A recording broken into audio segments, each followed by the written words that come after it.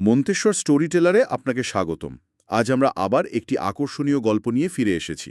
Headphone লাগান আর শুরু করা যাক। আজকের আলোচনায় আমরা একটু গভীরে ডুব দেব পশ্চিমবঙ্গের একটা গ্রামীণ কিংবদন্তির। আমাদের হাতে কিছু সূত্র এসেছে, লোকমুখে শোনা কথা, কিছু পুরনো নথি আর ওই অঞ্চলের বিশ্বাস নিয়ে করা কিছু গবেষণা আর কি। আমাদের লক্ষ্য হলো এই সূত্রগুলো মিলিয়ে কুয়োর ধারের মহিলার এই গল্পটার পেছনের কারণ, ওই ভয়, এই সব কিছু একটু বোঝার চেষ্টা করা। হ্যাঁ, এই ধরনের সূত্রগুলো যখন একসাথে পাওয়া যায় তখন কিন্তু বেশ অন্যরকম একটা ছবি উঠে আসে। স্থানীয় বিশ্বাস, হয়তো কিছু ঐতিহাসিক ঘটনা, মানুষের মনের ভয় সব মিলেমিশে যায়। দেখা যাক এই বিবরণগুলো আমাদের কোথায় নিয়ে যায়। সূত্রগুলো তো আমাদের পশ্চিমবঙ্গের একটা বিশেষ গ্রামের দিকেই নির্দেশ করছে। সেখানে একটা কুয়ো আছে, বুঝলেন? স্থানীয়রা যাকে বলে নিশির কুয়ো, মানে আত্মার কুয়ো আর কি। আর একটা ব্যাপারে সব সূত্রই একমত, সূর্য ডোবার পর ওই কুয়োর কাছে যাওয়া একদম মানা। এই নিষেধাজ্ঞাটা কিন্তু বেশ গুরুত্বপূর্ণ। এটা শুধু ভয়ের ব্যাপার নাও হতে পারে, এর পেছনে হয়তো অন্য কোনো কারণ আছে, সামাজিক বা ঐতিহাসিক।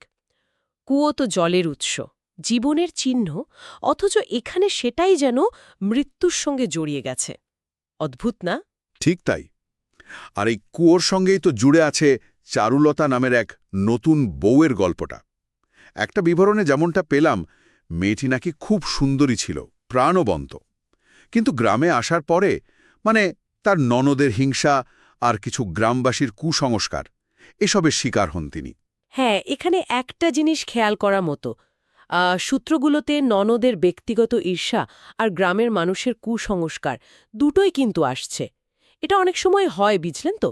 ব্যক্তিগত রাগ মেটাতে অনেকে সামাজিক বিশ্বাসকে ব্যবহার করে। আর গল্পের চন্দ্রগ্রহণের উল্লেখটাও বারবার আসছে। এটা ঘটনাটাকে যেমন রহস্যময় করছে, তেমনি হয়তো সত্যি কোনো ঘটনার দিকেও ইশারা করছে। কে জানে, ভেসে আসে। এটা কিন্তু একাধিক বিবরণে আছে। নূপুরের শব্দ। হ্যাঁ, রাতের নিস্তব্ধতায় এই শব্দটা আমাদের লোককথায় প্রায়ই ব্যবহার হয়, অতৃপ্ত আত্মার উপস্থিতির একটা সংকেত হিসেবে। এটা শুধু ভয় দেখায় না, হয়তো চারুলতার ওই হারিয়ে যাওয়া জীবন, তার অপূর্ণ ইচ্ছের কথাও মনে করিয়ে দেয়। আরও ভয়ানক বিবরণও আছে কিন্তু। কেউ কেউ নাকি গভীর রাতে কুয়োর ধারে লাল শাড়িতে একটা ছায়া মূর্তি দেখেছে। মুখটা স্পষ্ট নয়, কিন্তু চোখের জায়গায় দুটো গর্ত, আর সেখান থেকে নাকি রক্ত ঝরে।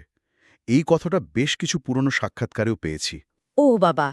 এই দৃশ্যটা, লাল বিয়ের শাড়ি, যা একই সঙ্গে আনন্দ আর দুঃখের প্রতীক, নূপুরের ওই শব্দ আর রক্তের কান্না, এগুলো সব মিলিয়ে চরম অবিচার আর না পাওয়া বিচারের একটা ভয়ঙ্কর ছবি তৈরি করে।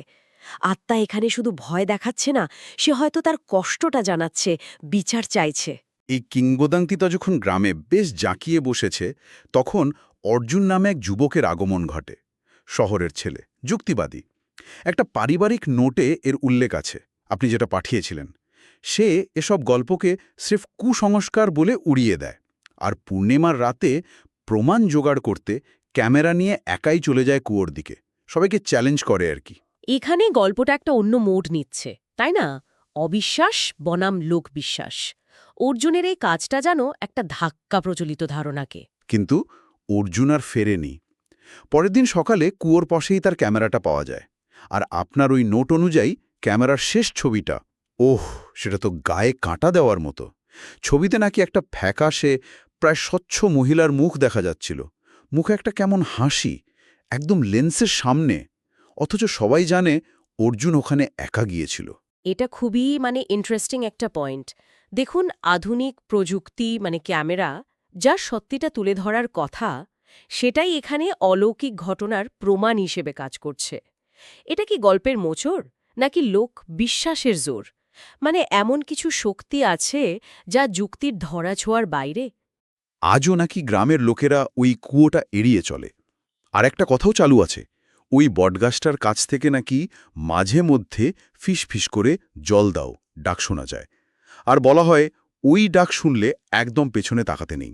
এই বিশ্বাসটা যে এখনও বেশ জোরালো, তা কিছু সাম্প্রতিক কথোপকথনের রেকর্ডিং শুনেও বোঝা গেল। তাহলে এই সব সূত্র মিলিয়ে আমরা যা দেখছি, এটা শুধু একটা ভূতের গল্প নয়।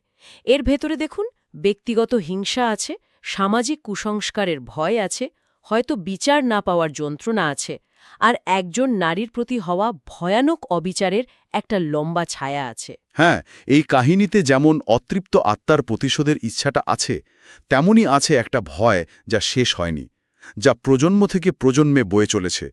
চারুলতার কান্নাটা যেন আজও ওই গ্রামের হাওয়ায় ভাসে। এই গল্পটা হয়তো আমাদের এটাই মনে করিয়ে দেয় যে অনেক লোককথার গভীরে আসলে চাপা পড়া ইতিহাস থাকে। সামাজিক অন্যায়, মানুষের না বলা কষ্ট, এগুলোই হয়তো ভূতের গল্পের মোড়কে বেরিয়ে আসে।